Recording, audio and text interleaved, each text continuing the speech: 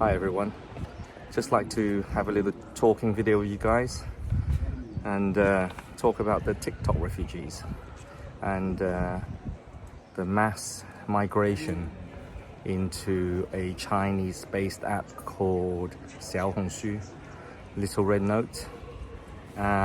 It's quite ironic really, because through the bullying of wanting to make TikTok sell, which they won't sell to an American company, then the threat of the ban coming in soon. It was the most downloadable app in the land of the free and the West for the last 2 days. And it's actually beautiful because it's opening a whole international community of... Sorry, a bike just went past. A whole enormous international community where both sides of the world can actually have a intellectual exchange of each other's culture and each other's ideas. I mean, from what I seen in the Little Red Note, there's a lot of people asking about the transport system, the health system, how easy it is to get to China. Now there's a 240-hour visa-free transit visa, which means that if you're transiting to a third-party country, you can actually enter China for 240 hours with visa-free. Now with this unrestricted access, the outside world can finally see what China's all about. I mean, I've been going on about it for 2 years, but me being Chinese in China is very difficult because people don't believe me, because they accuse me of all sorts: communist shield, paid actor, blah blah blah blah blah.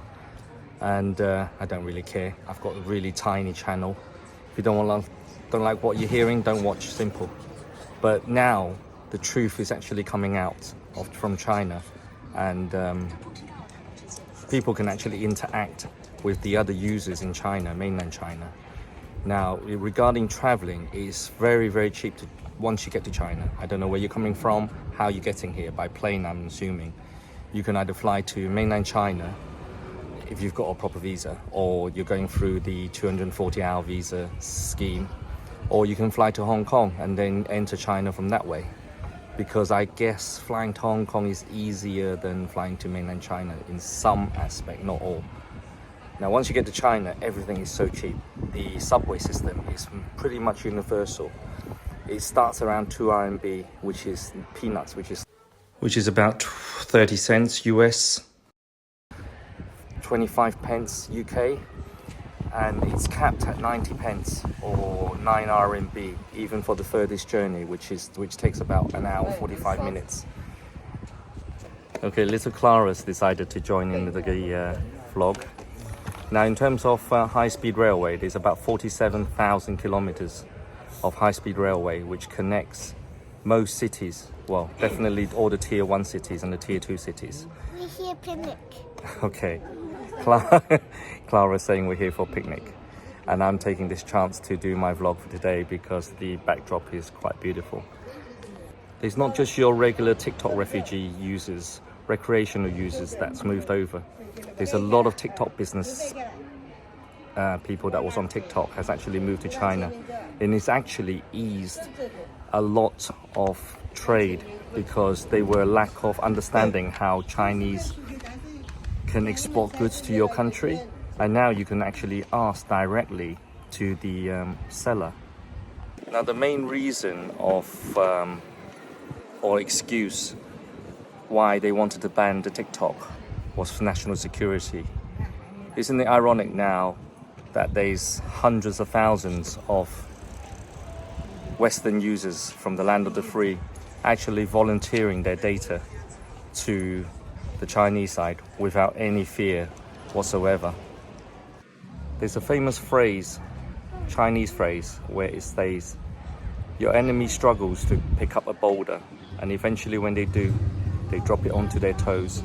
And that explains it. I mean, I hear talks of Elon Musk wanting to buy TikTok, but to be honest, it's done. You know how quickly social media, how it spreads like wildfire. Anyway, back to traveling to China. There's 47,000 kilometers of high-speed railway. Very affordable, very comfortable. All the trains travel at 350 kilometers an hour, and it's all over social media, Little Red Notes if you search it up. They're also very steady. Even if you put a coin, stand it up, it won't fall over. And all this, I mean, I can drum on all day about it and people won't believe me because, as I say, I'm Chinese, and the haters will always say it's fake, it's rubbish, we stole your tech. Well, how did we steal the tech of your high-speed railway when you don't have a high-speed railway anyway? Or other countries takes over 11 years and still can't complete 140 miles of railway. Simple as that. I mean, once you get to China, have an open mind. There is pizza, pasta and burger if you want it. But if you're willing to try other cuisines, I mean, it's absolutely mind-boggling. 24 hours of the day, anywhere you can find food, any alleyway, any street, and it's so affordable. Anyone can survive on $25 a day, breakfast, lunch and dinner, if you want to. Or you can go extravagant. I mean, if you can afford it, you can go as high as you like. Hotels, it can be as cheap as $25 a night if you look carefully enough. Yes, they're not the greatest, but you're not here to stay in a hotel, you're here to explore China. Or you can stay in the high-end hotels. I mean, this hotel here is not a high-end. In the distance, there's the very, very end of this beach, there's a Le Méridien. And I think low season is about $100 a night, or I could be wrong, $120 a night maximum.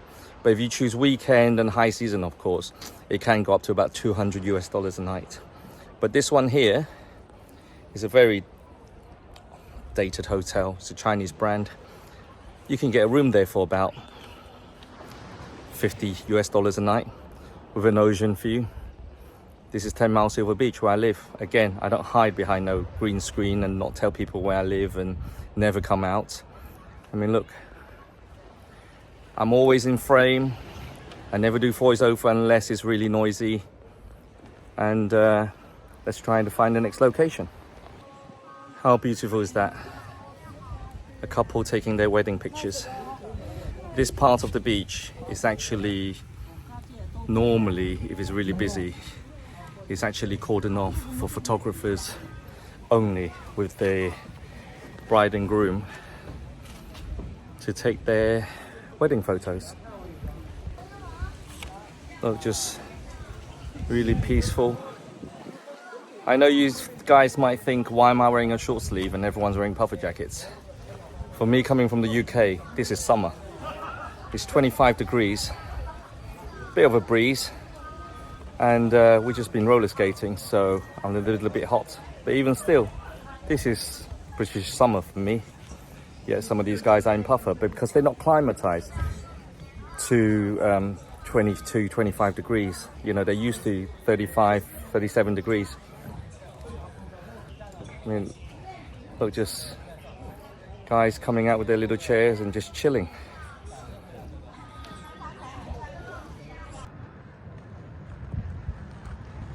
Look at Trinity showing off.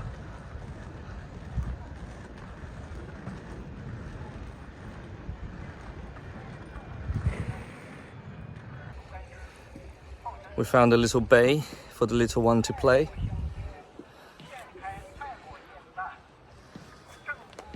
So don't take my word for it. If you're a hater, don't worry about it. Don't watch any of our videos. But don't take my word for it. Look on Little Red Note. Mass migration. I mean, as I said before, it's opened up a beautiful, enormous, international online community where both sides can see the truth about their countries without, you know, like the previous few videos about pandemic. I mean, what bloody pandemic, really, seriously. I mean, that's all blown over now. And this beautiful, enormous, international online community, people can exchange their ideas. There's people learning English from the Chinese side and the Western side asking people to teach them Chinese. A massive interest in learning Mandarin now. I'm not exaggerating. Don't believe me, I'm not here to convince you otherwise. That's what I'm seeing online. Absolutely tons of Westerners asking to learn Mandarin, and absolutely heaps of Chinese asking the other side to teach them English, proper English. So this has actually really worked for the greater good. I mean, don't you think that there's enough hatred in this world to last 10 lifetimes? Why don't everyone just live in peace and develop a world for our kids, for our future, a peaceful future for our kids? I mean, let's stop talking about wars and missiles and what we're gonna do if we invade you and this and that. And I mean, stop it. Why don't everyone just get along? It's not hard. It's just all this divide and conquer and brainwashing rubbish. You know, it's just stop it. Just everyone have a more understanding on everyone else. I mean, these flats up here are studio apartments. You can actually pick up one of them for about 250,000 RMB. You can rent them or you can keep them as holiday homes. That equates to about £30,000, about 34,000 US dollars. Of course, real estate isn't the same across the board. I mean, Shenzhen is very expensive, for example. And, you know, Shanghai, Beijing, needless to say, is very, very expensive. I mean, here, 10 Mile Silver Beach, you can rent a 3-bedroom apartment for 1,500 to 2,000 RMB a month. And that equates to possibly £200 a month, 240 US dollars a month. And you can rent them by the month. But to be honest, I like it here because it's peaceful and quiet. So there's absolutely no attraction here whatsoever except this beach, which gets absolutely packed in the summer and at the weekends. You cannot see an inch of sand on here. I mean, if you look at my videos from last year, which I took a drone shot, you can see. I mentioned the 47,000 kilometers of high-speed railway. You can fly internally. That's very inexpensive. But really, if you're going to come here, you might as well stop off, you know, every few hours to the next city. I mean, there's so much to offer. A recent friend have moved here for 18 months only. He's probably seen more China than your average Chinese person because he takes the time to travel. I mean, most of us just too busy working, or I'm just too comfortable here with the peaceful, tranquil environment that I'm actually quite comfortable here. And last year we wanted to do a road trip, but it was really hot. In the summer it went up to about 42, 47 degrees. And in the winter it can get very cold, except I'm in Guangdong province and it doesn't really get much lower than 19, 18 degrees during the day. At night time it can vary from 9 degrees to 15, 16 degrees. But in general, that's the general temperature from the Guangdong province anyway. I'm happy to answer any questions with regarding traveling into China, the cost of whatever you want to ask. Yesterday I did a basic cost of living in China. I mean, you don't really need to do self-catering in China because it's actually cheaper to eat out than it is to cook it in, to be honest. But obviously we're going to do it every single day in, day out. You actually get quite bored of going to eat out every single day and you just want a bit of home cooking. So yeah, have an open mind.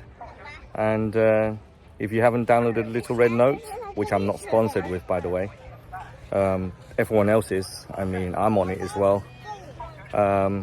Just see for yourself. Don't take my word for it. Just have a little look. It's 4 o'clock in the afternoon. And all the elderly are out, exercising, working their Tai Chi, taking a stroll.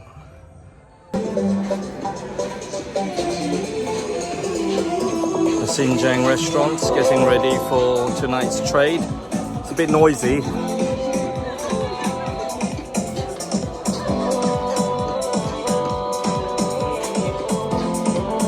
The real China.